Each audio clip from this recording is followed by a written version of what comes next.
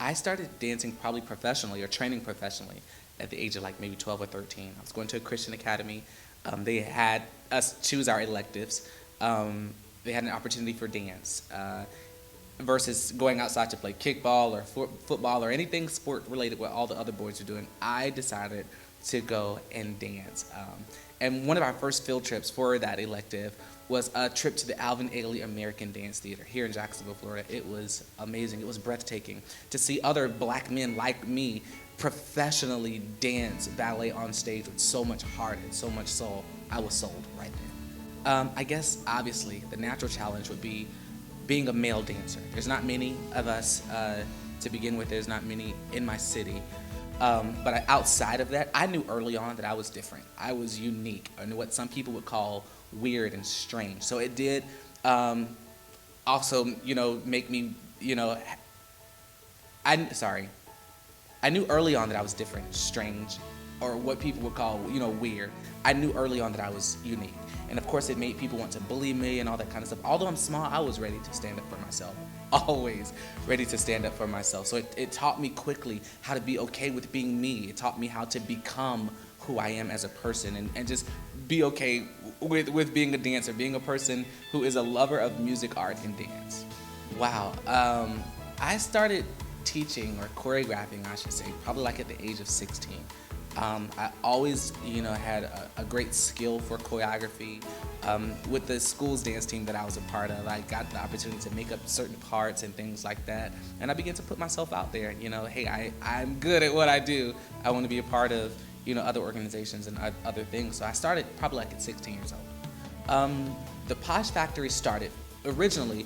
I was teaching classes like around town or at different, spots or different, little small places. Even sometimes I would host private dance lessons in my living room.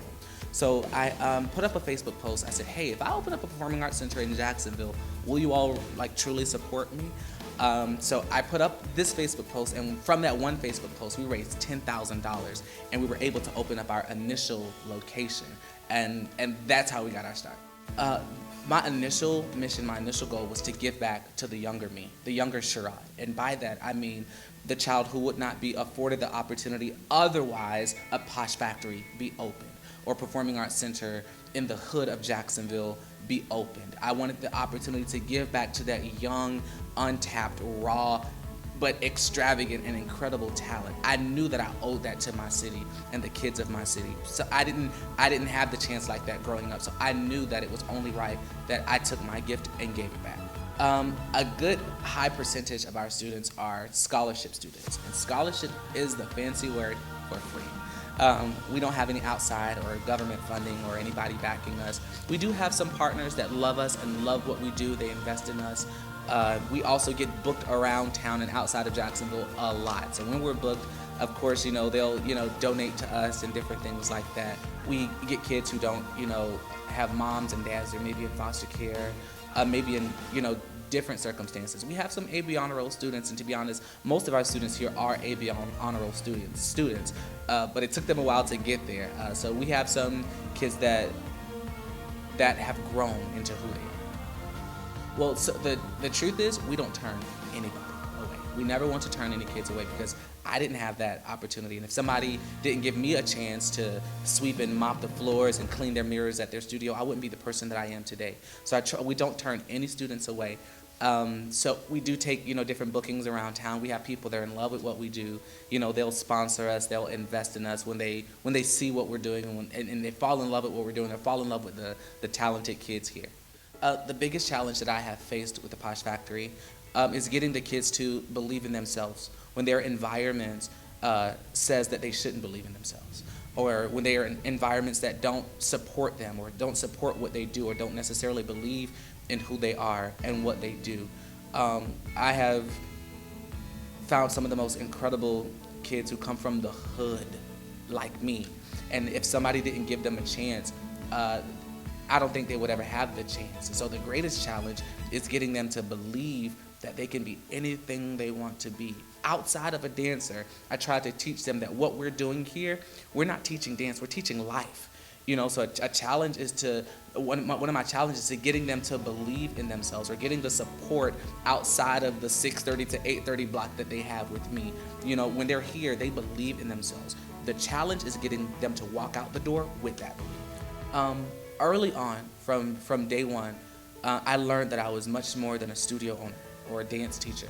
I learned that I had to become father, become big brother, become mentor, become sponsor to a great number of my students. I've had kids who had to come live with me for a while. I have kids who I'm the one that has to attend parent-teacher conferences, or I have to show up to their schools, or be there for them, and take them in, because they don't necessarily have the support. They don't have that backing. One of the most memorable moments was probably when my studio first opened. I met a little girl. She's so talented, and actually she's one of the kids on the posters behind me. She was incredibly talented, and she was dancing at our studio for maybe like a month. And her mom came inside of the studio, and she was like, "I need to talk to you." She's like, "I hate to pull you out of class, but I need to talk to you." She's like, "I need to talk to her, but I don't want to do it by myself. I don't have any family here, and I don't want to do it by myself. And I need your support, and I need you to, talk with her with me." So we waited till all the kids left the studio, and me and just a few staff members stayed after. And she learned that, unfortunately, that her father had made some poor decisions, and he got life in prison. She was really, really, really close with her father, and that she had to come to grips with that. There's a chance that she'll never get to see him again. It was probably one of the most heartbreaking moments that I've ever experienced in my life.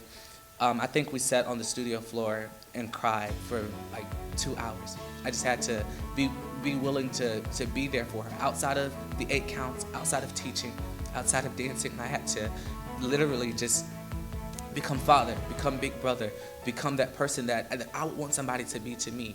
I had to really put everything else aside and focus on her. That was probably one of the most memorable moments, and that was an immediate depiction of the type of students that the Posh Factory would bring in. Students that need help, students that need love, that need guidance, that need mentoring outside of dance. I hope and I pray every day that I change their lives, and that I am changing their lives. My main goal, and I tell them every day, that the Posh Factory is a place where even weebs have the courage to grow. I want them to feel that they can grow, they can change, they can be more than what their environment and more than what their circumstance says about them. My goal is that they will surpass my resume. That my goal is that their dreams will outlive mine. My goal is that they will reach their greatest potential, their best ability, their greatest success, outside of dance. I don't care if they actually decide not to become dancers as a career. I want them to take life from this and apply it to their real lives and be who they are. I just want them to be the greatest person that they could possibly be. Yes, so a lot of our students have had the opportunity to train at different summer intensives for free. The Alvin Ailey American Dance Theater, the Joffrey American Ballet. They get amazing opportunities outside of here. Some of our students have went on tour with gospel artist James Fortune, who's a Grammy Award-winning artist, a Stellar Award-winning artist. They're in different music videos, small tours. They're also in different musicals like The Wiz, Frozen Jr., Fences. They have some really, really good resumes. I know it sounds cliche, but it is the truth. My kids definitely keep me going. There has been times where I wanted to give up, where I wanted to close the doors, where I wanted to walk away, where I wanted to go do like a regular 9-to-5 job, and I think maybe this is not for me, but they have kept me focused. They have kept me remembering my why. They're my why. They've kept me hungry, kept me thirsty.